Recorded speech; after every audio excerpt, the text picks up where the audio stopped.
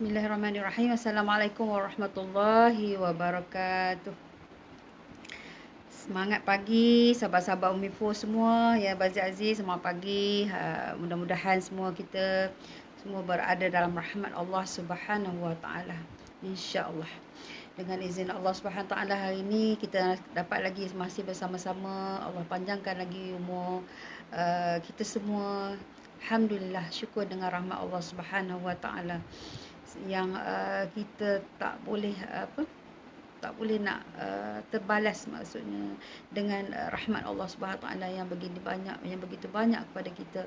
Syukur alhamdulillah, banyak dah kawan-kawan, banyak dah saudara mara kita yang telah pergi yang telah pergi meninggalkan kita, meninggalkan dunia ini buat selama-lamanya dan tak kembali lagi.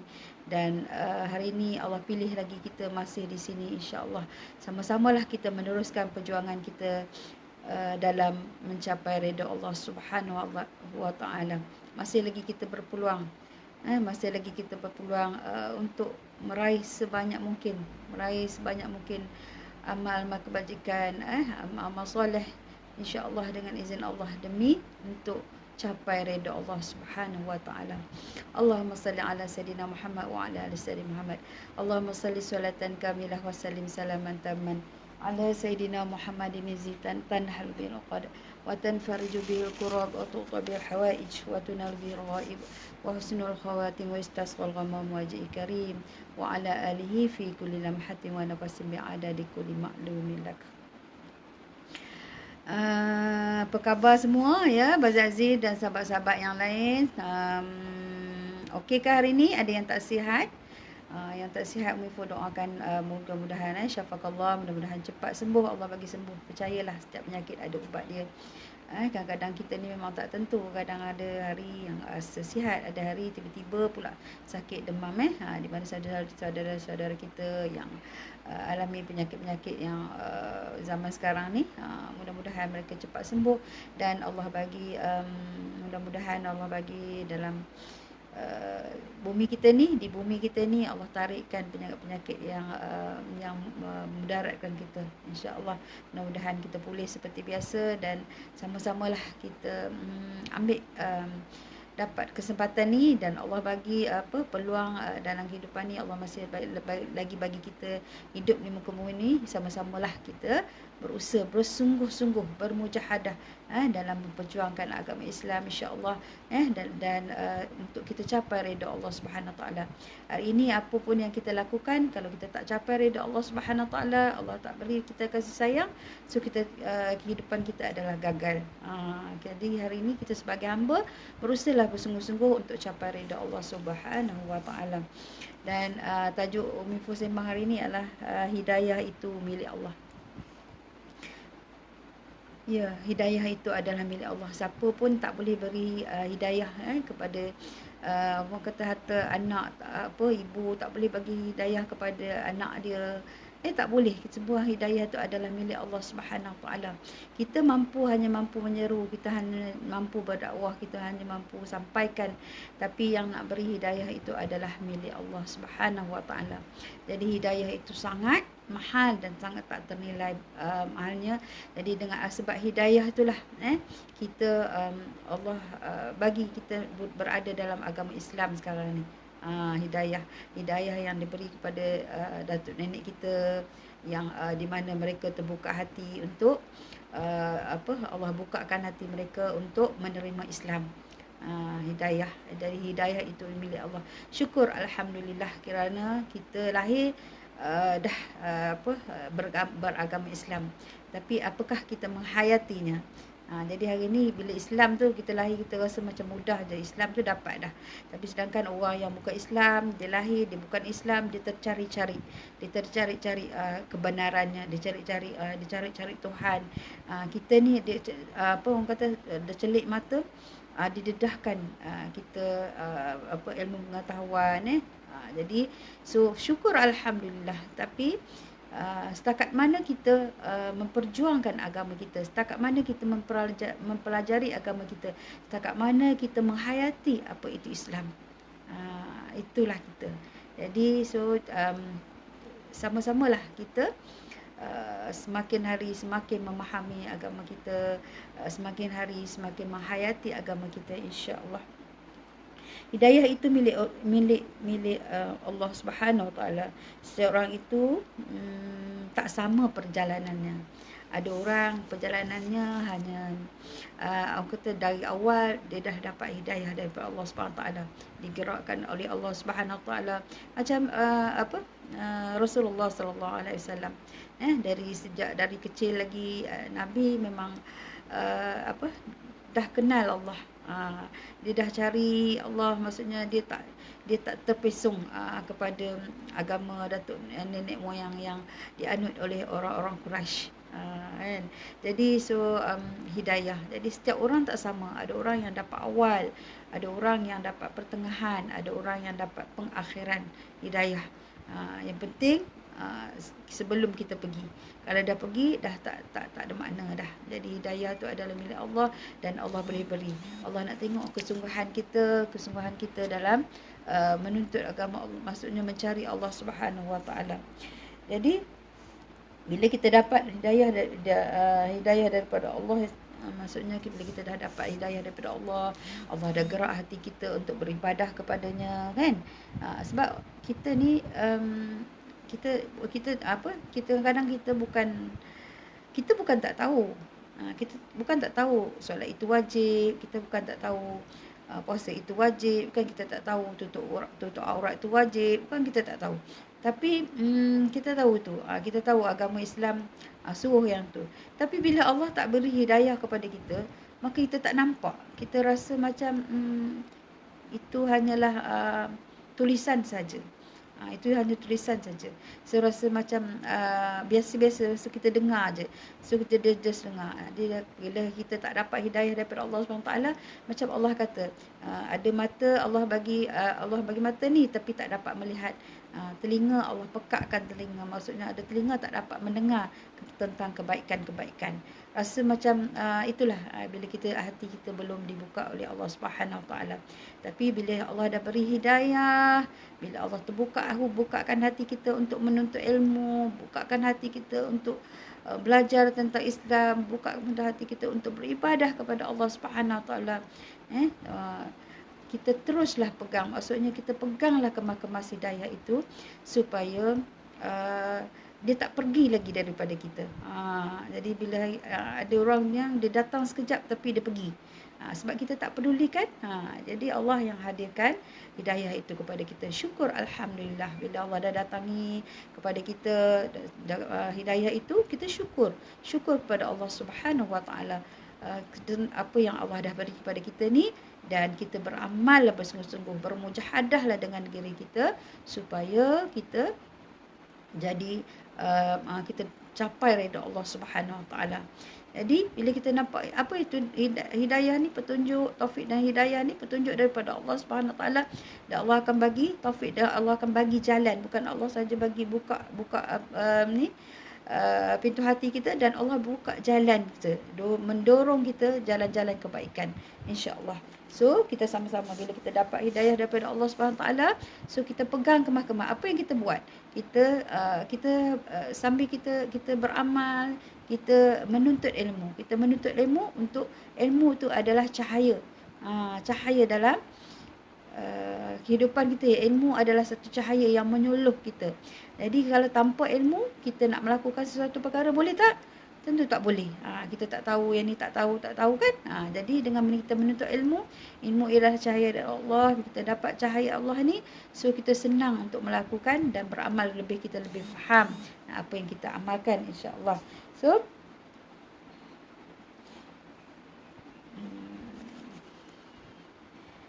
jadi bila kita untuk beramal, kita dapat hidayah ni, kita beramal lah. Macam contohnya kita lakukan solat, kita amalkan solat, kita tunaikan yang wajib, dan kita tunaikan solat-solat sunat bagi menampungkan solat-solat yang wajib kita. Kenapa kita perlu kita faham kenapa kita perlu solat sunat? buat yang wajib sudahlah. Kan? Ada kalau kita tak faham kan. Tapi bila kita faham, Allah faham kita, Allah fahamkan agama ini, kita Allah tahu. Maksudnya Allah bagi tahu kita tentang solat sunat. Kenapa kita perlu solat sunat?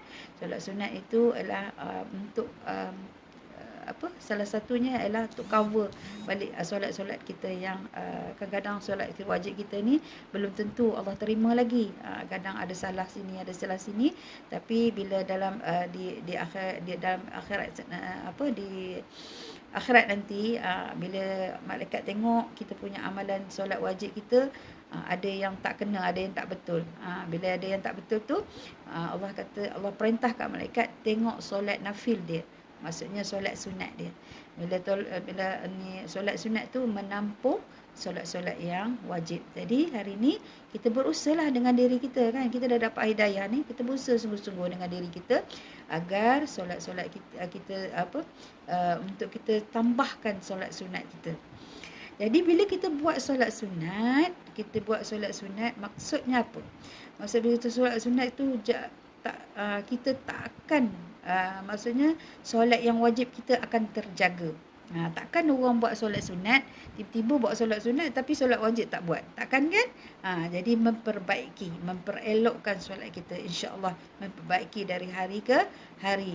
Jadi kalau orang kata tak dapat solat khusyuk, solat tapi hati tak ke mana-mana perginya, kan? Itu salah satu ialah kita untuk dapat solat khusyuk ialah kita perbanyakkan solat sunat kita. Jadi latihan demi latihan demi latihan. Dan satu perkara yang Allah paling suka ialah istiqamah. Ya Nur Suhaili, Wan Mazlan Harun, ya. Okey. Satu amalan yang paling Allah suka ialah beristiqamah. Bila kita istiqamah dalam melakukan ibadah kepada Allah Subhanahu Wa Taala, Allah paling suka tu sebab dia daripada istiqamah tu melakukan hingga kita kesebatian dalam diri kita, hingga kita rasa ya Allah, macam kalau kita tak buat, kita tak lakukan contohnya kalau solat sunat kan, kalau kita tak buat kita rasa dah tak selesa dah. Maksudnya kita dapat dah kemanisan beribadah. Dalam bersolat, contohnya dalam bersolat ni memang pada peringkat mula kita lakukan biasa saja. Kita lakukan kadar melakukan ketaatan kepada Allah. Orang kata kalau tak solat nanti berdosa. Kita lakukan atas rasa takut berdosa kepada Allah Subhanahu Wa Taala. Lama kelamaan percayalah sahabat-sahabat semua, kalau kita lakukan berterusan melakukan solat ini, kita akan rasa kemanisan beribadah, kemanisan dalam solat ni. Kalau kita tak buat, kita rasa ya Allah tak boleh. Sehari kita akan rasa keruntingan kalau kita tak melakukan walaupun solat sunat. Jadi bila itu dah kebiasaan, ada kesebatian dalam hati kita, maksudnya kita semakin menghampiri Allah Subhanahu Taala, semakin kita mendekati Allah Subhanahu Taala. Sebab dengan solat tu adalah solat tu kita banyak berzikir dengan Allah Subhanahu Taala. Jadi mendekatkan diri kita kepada Allah Subhanahu Taala. Jadi kita sebagai manusia ni, kita kena sebagai hamba kita kena merendah diri kepada Allah Subhanahu Taala. Kita kena rendah diri kepada sebab kita kena ingat kita adalah hamba-Nya. Kita jangan merasa angkuh dan sombong hingga kita malas nak tunduk kepada Allah Subhanahu Taala. Siapakah kita ni? Kita ini hanyalah hamba yang Allah jadikan kita di muka bumi ni untuk, melainkan tidak Allah tak hidupkan kita di muka bumi ni, melainkan untuk Allah untuk menyuruh kita beribadah kepada Allah Subhanahu Wa Taala. Jadi apa pun dalam alam ini, contoh gunung ganang, bukit bukau, binatang, haiwan, ternakan semua, mereka semua beribadah kepada Allah Subhanahu Wa Taala dengan cara sendiri, dengan cara masing-masing. Semua memuji Allah Subhanahu Wa Taala, semua mentasbihkan diri kepada Allah Subhanahu Wa Taala, dan mereka taat kepada Allah Subhanahu Wa Taala. Dan mereka ini Allah hadirkan mereka ini, contoh matahari, bulan, tumbuh-tumbuhan, semua istimewanya untuk manusia. Betapalah kita sebagai manusia yang sangat istimewa, yang Allah layan sangat istimewa. Kan ni kalau kita maksudnya kalau kita tak dapat hidayah ni, kita tak nampak. Kita tak nampak keistimewaan kita sebagai manusia ni. Kita asyik nampak yang kita nampak yang buruk, persangka buruk aje. Sedangkan Allah jadikan kita manusia ni lah cukup hebat dah. Dah Allah jadikan tumbuh-tumbuhan, di mana tumbuh-tumbuhan ni Allah perintahkan tumbuh-tumbuhan ni untuk keluarkan buah. Bila Allah akan keluarkan buah, Allah jemputkan manusia ni untuk makan rezeki-rezeki yang Allah beri ni. Dan Allah kata makanlah, pilihlah yang baik-baik, janganlah kamu berlebihan. Begitulah dalam dalam kehidupan ni. Jadi semua ni Allah ciptakan, pokok-pokok, tumbuh-tumbuhan, binatang-binatang ternakan. So Allah ciptakan untuk manusia. Manusia menikmatinya dengan tu. Jadi hari ni kenapa kita sebagai hamba Allah nak melupakan, maksudnya tak ambil pot dengan yang Allah bagi keistimewaan kepada manusia ni. Kenapa kita manusia sebagai manusia ni tidak mensyukuri apa yang Allah bagi kita sebagai manusia ni. Jadi manusia ni memang cukup sangat istimewa Allah bagi pada kita. Jadi itulah, hidayah itu adalah milik Allah. Bila Allah tak beri hidayah, kita tak nampak, kita rasa macam biasa aja. Tapi bila Allah beri hidayah, barulah kita nampak apa yang kita silap kita kena perbaiki. Allah nampakkan apa yang di depan mata, barulah kita nampak semua. Kalau kita jadi kita hari ni kena berusaha, mohon untuk hidayah Allah Subhanahu Wa Taala. Jadi kalau kita tak dapat hidayah Allah Subhanahu Taala tu, maksudnya rasa malas saja nak semayang, rasa malas saja nak buat lakukan perkara-perkara yang diwajibkan oleh Allah Subhanahu Taala. Bila kita rasa malas, maksudnya apa? Tak sampai lagi tu. Hidayah Allah tu belum sampai lagi. Kita kena berusaha lagi, mohon lagi. Kita kena cari sesuatu. Maksudnya kita kena cari Allah itu. Allah nak tengok hamba dia. Sesungguhnya hamba tu nak tengok Allah, nak tengok hamba tu berusaha tak nak cari Allah Subhanahu Taala. Kalau kita rasa kita ni, kenapa kita rasa macam tak kena je, rasa macam hidup ni macam bosan je, rasa hidup ni macam tak tenteram je, tak aman, tak damai je. Maksudnya apa yang kita perlu cari ialah hidayah Allah Subhanahu Taala. Mohonlah pada Allah Subhanahu Taala, ya Allah, berilah taufik dan hidayah padaku, jalan dan petunjuk kepadaku. Sungguhnya aku ni rasa, ya Allah, aku rasa macam tak tenteram je ni. Kenapa ya Allah? Maksudnya kita mohon pada Allah. Nanti Allah akan datangi hidayah kepada kita. Allah akan tunjuk jalan kebenaran kepada kita. Barulah kita senang melakukan amalan-amalan ibadah kepada Allah Subhanahu Taala. Barulah kita nak solat, kita rasa seronok aje. Kita rasa macam seronok, kita tertunggu-tunggu waktu solat. Kita rasa bila kita nak puasa, kita rasa seronok je nak puasa.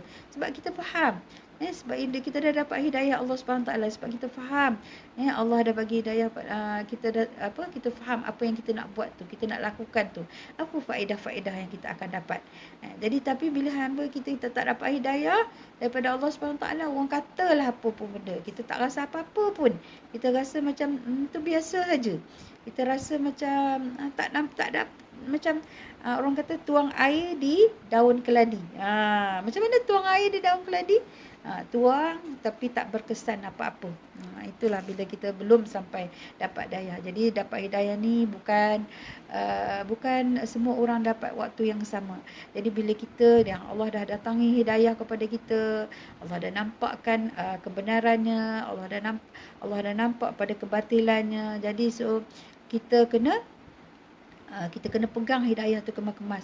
Dan bila kita lihat saudara-saudara kita, sahabat-sahabat kita yang masih berlarut lagi, yang masih kalau kata yang perlu tutup aurat tak nak tutup aurat lagi, yang patut tinggalkan perkara-perkara yang Allah larang, masih lagi mereka buat perkara-perkara yang Allah larang tu. Jadi kita doalah, mohon kepada Allah Taala, doa pada agar sahabat-sahabat kita di luar sana Allah beri taufik dan hidayah. Sebab hari ini kita ingat perjalanan kita, hidup kita ini tak sampai ke mana. Nanti hidup ini adalah satu jambatan menuju ke akhirat. Kita akan percayalah, dari hari ke hari Allah tambahkan umur kita, Allah tambahkan usia kita. Bila Allah tambahkan usia kita, maksudnya waktu kita untuk perjalanan ke akhirat semakin dekat. Bukan nak panjang lagi umur. Umur ni, manusia ni habis kuat pun 100 tahun je. Kalau 100 tahun pun dah merepek dah macam dah tak berapa ingat dah. Tapi yang bagusnya, maksudnya yang usia yang sekitar di bawah daripada 60-an 70-an tu. Jadi kalau macam dah lebih-lebih tu memang kadang-kadang tu dah tak ingat dah. Maksudnya kalau nak beribadah pun dah tak berapa kuat dah tak larat, tenaga dah tak berapa ada dah.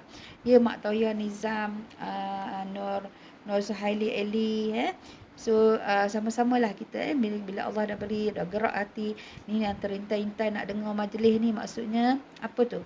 Maksudnya Allah dah buka pintu hati kita. Allah dah bagi hidayah pada kita. Betul cari-cari. Tapi kadang-kadang hidayah itu Allah bagi tak sama. Kadang-kadang kita dapat hidayah tu waktu pertengahan. Sebab kita sedar-sedar, rasa malulah pula kan. Rasa nak mengaji Quran. Tapi bila kita buka Al-Quran, kita dah tergagap-gagap nak membacanya. Kita dah rasa malu. Malulah tengok kawan-kawan tu pandai je baca Quran. Kita ni tak tahu. Apakah patut kita merasa malu? Tidak, sahabat-sahabat semua. Jadi kita tak patut merasa malu, tak patut rasa rendah diri. Cuma yang sepatutnya ialah kita merasa syukur pada Allah Subhanahu Taala kerana Allah sampaikan hidayah kepada kita ini, dalam keadaan kita yang masih hidup, yang masih Allah terima taubatnya. Allah kata, datanglah wahai hamba-Ku, dia kata, bertaubatlah. Allah kata bertaubatlah, dan Allah menerima taubat hamba dia walaupun sebanyak buih-buih di lautan. Jadi kita tak perlu rasa rendah diri, rasa malu, dan kita rasa syukur pada Allah SWT. Sujud kita kepada Allah SWT kerana Allah tersedar kita dari mimpi. Jadi mimpi seolah-olah kita ni macam dunia ni, kalau dunia ni dia ibarat kata Tuan Guru Zainul, kita ibarat ni macam tidur je. Dunia ni macam orang tidur. Orang tidur, dia tidur dengan mimpi yang sangat indah. Contoh, dia mimpi apa? Mimpi kahwin anak raja lah. Contoh kan. Hidup dengan keadaan yang serba kemewahan. Apa nak semua dapat semua. Dia kahwin anak raja kan. Macam contoh. Ni dunia, ibarat dunia. Cuba dia seronok mimpi. Dia hidup dalam keadaan macam ni. Suka sangat mengasyikkan, seronok duduk di istana yang mewah tu. Tiba-tiba kita rasa tiba-tiba bila sampai part mana, so kita terjaga dari mimpi. Bila kita terjaga dari mimpi, mimpi rupanya. Kita baru rasa ini mimpi. Macam itulah hidup ni, dunia ni, dunia dengan kehidupan ni. Dunia ni dia adalah macam mimpi sebab dia sebentar, sekejap saja. Kita seronoklah macam mana pun. Kita rasa ni kita belilah harta banyak mana pun. Kita belilah macam mana, tapi bila sampai masa dia, bila sampai masa umur dan ketika yang Allah dah panggil nak jemput, ada tak kita bawa harta kita? Tak ada. Bila kita belilah kereta mewah macam mana pun, bila sampai masa dan ketika Allah nak jemput kita, ada tak kita bawa kereta kita? Tak ada. Bila kita buatlah apa benda, kita belilah rumah mewah macam mana pun. Bila kita rasa seronok, rasa indah, rasa apa. Tapi bila sampai masa ketikanya, kalau kita dalam keadaan, tambah pula kalau kita dalam keadaan leka, kita sampai sana, adakah kita bawa? Tak. Ini dunia adalah hanya mimpi. Wahai sahabat-sahabat semua, kita jangan terpedaya dengan mimpi.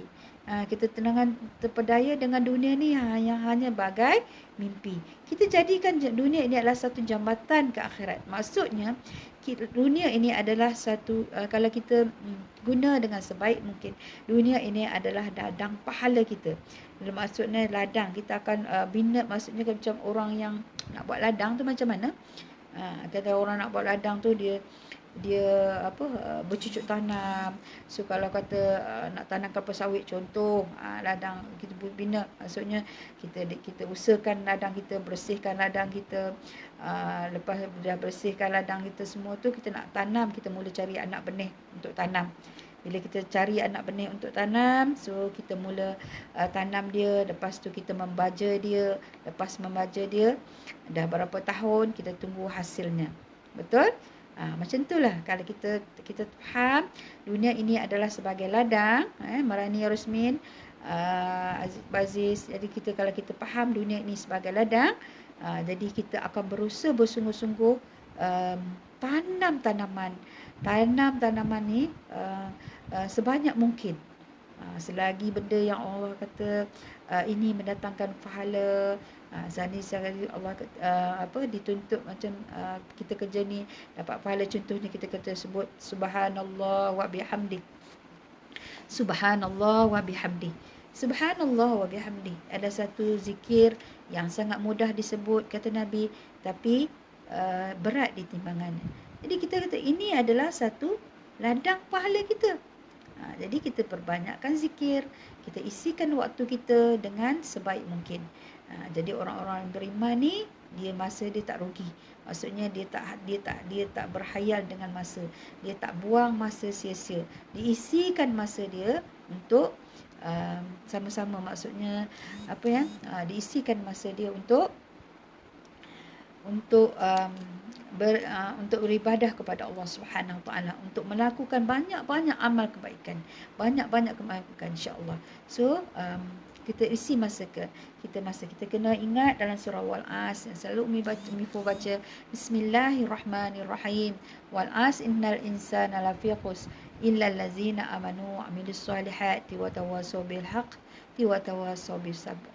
Demi masa sesungguhnya manusia itu dalam kerugian kecuali orang yang beriman, beramal dengan amalan saleh, berpesan dengan kebenaran serta berpesan-pesan dengan kesabaran. Allah ada pesan tu dengan manusia. Jadi Allah pesan dengan manusia ni, sesungguhnya manusia itu dalam kerugian kecuali orang yang beriman. Jadi manusia ni Allah sumpah dengan masa manusia selalu rugi. Bila kita tak guna masa dengan sebaiknya, kita akan selalu rugi. Kita akan habiskan masa sewenang-wenangnya. Masa orang 24 jam, orang berjaya 24 jam juga. Orang yang tak berjaya pun 24 jam juga. Orang yang berjaya di akhirat pun 24 jam juga masa dia. Jadi so kita gunakanlah masa ni sebaik mungkin. Bila Allah beri taufik dan hidayah kepada kita, peganglah kemas-kemas hidayah itu dan kita belajarlah, maksudnya gunalah sebaik mungkin masa yang Allah beri ini. Sebaik mungkin kita belajar ilmu, tuntut ilmu tanpa rasa malu, rasa rendah diri. Kita terus belajar. Contoh kalau kita nak mengaji Quran, kita terus mengaji, kita terus baca, cari guru-guru yang sesuai, cari guru-guru yang boleh mengajar kita tentang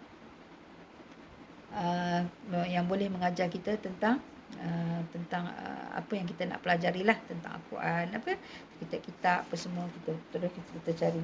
Jadi